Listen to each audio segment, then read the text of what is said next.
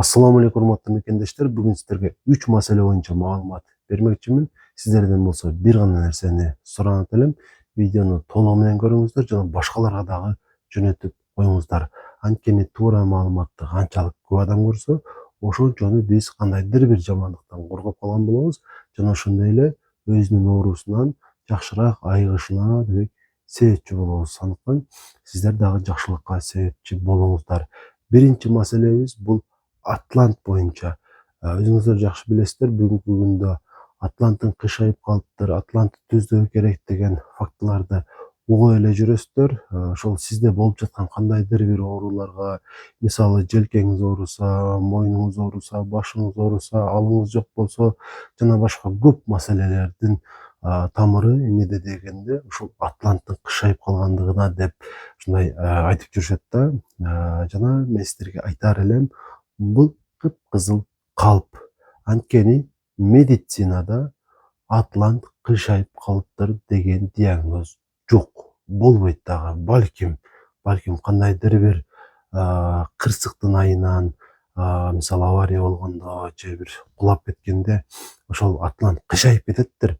Эгер ошондой боло турган болсо, эң жакшы жыйынтык бейтап үчүн бул шал болуп калуу да. Болбосо албетте ал каза болот. Ошондуктан мен сиздерге айтаар элем, эч качан бул маалыматка ишенбеңиздер. Атлант кышайып калбайт. Атлант бул биздин 31 омурткабыздын эң биринчиси жана ал биздин башыбызды кармап турат жана анын ушул эки жака айланышына дагы шарт түзүп берет. Ал кышайды, биз өлдүк. Ошон үчүн бул маалыматка эч качан ишенбеңиздер демекчимин. Биринчи сиздерге айткым келген нерсе ушул болчу. Эмне үчүн бул маселени көтөрдүм? Анткени көп адамдардан ушул нерсени угуп калып жатамын. Бул сөздү айткан адам сабатсыз. Экинчи маселе дагы ушуга окшош. Элдин арасында айтылып жүргөн дагы бир факты. Алардын айтуусу боюнча, демек мээге кислород жетпей калгандын айынан адам ооруп калат. Мээге кислород жетпей калгандан мисалы үчүн боор оорушу мүмкүн, же бөйрөк оорушу мүмкүн, же табарсык оорушу мүмкүн. Кыскасы дененин кайсы жери ооруса дагы, демек ошол мээге кислород жетпей калгандан деп айтышат. Албетте бул дагы караандай калп. Мээге кислород жетпей калышы мүмкүн эмес. Ырас мээге кислород жетпей калган учурлар болот. Жана эгер ошондой боло турган болсо, мында дагы адамдын өмүрү коркунуч астында калат. Анткени биз жуткан абанын эң көп бөлүгүн ошол ала турган денебиздин башка бөлүктөрүнө караганда бул албетте биздин мээбиз жана эгерде 4 мүнөттөн 6 мүнөткө чейин мээге кислород жетпей калса, адам албетте каза болот. Же комага түшүп, ошондон ойгонбой калышы мүмкүн. Жүрөк согуп турса дагы. Ошондуктан мээге кислород жетпей калды. Мээге кислород жетпей калган нерсенен сен ооруп жүрөсүң дегенге дагы ишенбеңиздер. Мээге кислород жетпей калбайт. Мээге кислород жетпей калганда адам инсульт болот. Жана инсульт болгондо 50-ке 50 тилекке каршы. Ошол себептен бул фактыга дагы ишенбеңиздер. Жада калса, врач айтса дагы мээге кислород жетпей калыптыр деп, анын сөзүнө ишенбеңиздер. Бул тастыкталган маалымат. Эми үчүнчү маселе алгачкы экөөсүнө караганда бир аз актуалдуу жана мында сиздерге кандайдыр кеңеш беремин.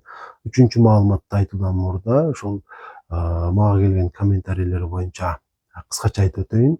Көп суроолор келет жана алардын ар бирине ошол колдон келишинче ушундай видео даярдоо учурунда жана ошондой эле өзүнчө видео чыгарып дагы жооп берип келемин. Жана ушул берилген суроолордун эң көбүсү мен кайсы жерде иштешим боюнча жана ошондой эле менин дарегим, мен ушул номерим боюнча ушул суроолор келет. Демек, мага байланышып көрүнгөнү келем десеңиздер, мен Ош шаарында жеке клиникалардын биринде иштеймин. Байланыш үчүн 0504 44 55 28 0504 44 55 28 номерине WhatsApp'тан жазып, байланышып, консультацияга жазылып келсеңиздер болот.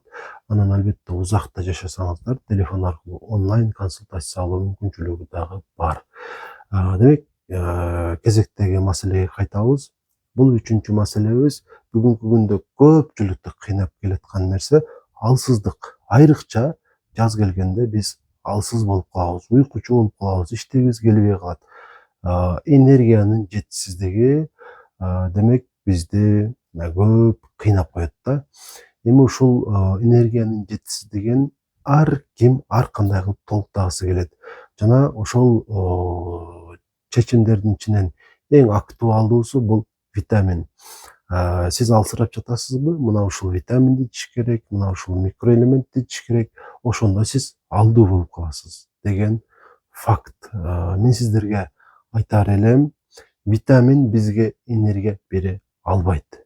Эч бир витамин менен биз өзүбүздү күчтүүрөөк сезип кала албайбыз.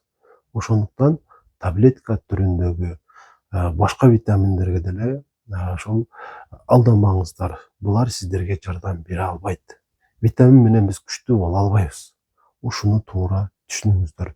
Анын ордуна бизде ушул энергиянын жетишсиздиги эмнеден болуп жаткандыгын изилдеп көрүшүбүз керек. Ошондо Кудайым буюрса сиздин көйгөйүңүз чечилет. Бул маселеде албетте врачтарга бизге кайрылышыңыздар керек. Өз алдыңыздарча эмнеден алсыз болуп жатканыңыздарды аныкташыңыздар кыйын болот. Анан чын эле ушул уколдун жардамы менен убактылуу болсо дагы энергиясын толуктагысы келгендерге бир ошол уколду сунуштаймын. Жана ушул уколду айталы бир айда бир эле жолу эки жолу мисалы бүгүн алдыңыз, бүрсүгүн кылып 2 капельница алып койсоңуз болот. Бул көпчүлүк билген ушул селемин же сермин деген ушундай укол түрүндөгү бар капельница 250 мл. Экөөсүн алып койсоңуздар болот. Балким кээ бир адамдар үчөөсүн алса деле болот.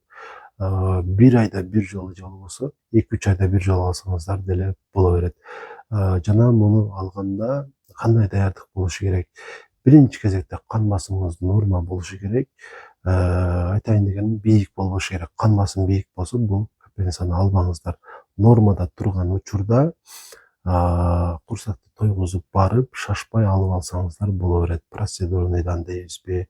Ошентип бирөөсүн алып, бүгүн эртең эс алып, бүрсүгүн дагы бирди алып койсоңуздар болот. Ушул сиздерге бир аз болсо дагы энергия бере алат. Мунун курамында эмне бар? Селеминдин курамында незаменимый аминокислота деп коет. Организмибизге керек болгон 20 аминокислота бар. Кээде биз өтө көп тамак жесек дагы керегинче энергияны толуктай албайбыз. Анткени бизге эң зарыл болгон ушул белокту толук албай калышыбыз мүмкүн да. Ошол нерсенен биз алсыз болуп калышыбыз мүмкүн. Ошол бизге эң зарыл болгон аминокислоталарды, ошол белокту мындайча айтканда толуктоо менен бир аз болсо дагы күч ала алышыбыз мүмкүн. Ошондуктан алсыз болсоңуз селемин сайдырып көрүңүз өзүңүзгө. Кан басымыңды көзөмөлдөгөн абалда. Жана муну кимдерге берсек болот? Негизи жашы улуу болгон, 15-20 жаштан жогору болгон, ошол өзүн алсыз сезип жаткан ар бир адам болсо болот. Бирок кан басымды көзөмөлдөп коюшубуз керек. Ошондо бардыгы жакшы болот. Бүгүн сиздерге ушул маалыматтарды айткым келди. Суроолоруңуздар болсо комментарийге жазып кое бериңиздер. Жакшы каалоо тилек билдиргендердин баарына ыраазычылык билдирем комментарий аркылуу жазгандарга. Сиздерге тилекке каршы жооп бергенге менде мүмкүнчүлүк болбойт. Азыркы учурда ушул комментарийге жооп жазсам дагы негедир менин жоопторум чыкпай жатат. Ошондуктан туура түшүнөсүздөр деп ойлойм. Бирок мен сиздер жазган суроолорду окуп, ошолордун негизинде видео материалдарды даярдаганга аракеттенип жүрөмүн. Анан катталуучу боло элек болсоңуз, албетте подписаться дегенди басып коюңуздар. Ошондо ар жолу жаңы чыгарган видеолорумду көрүп тура аласыздар.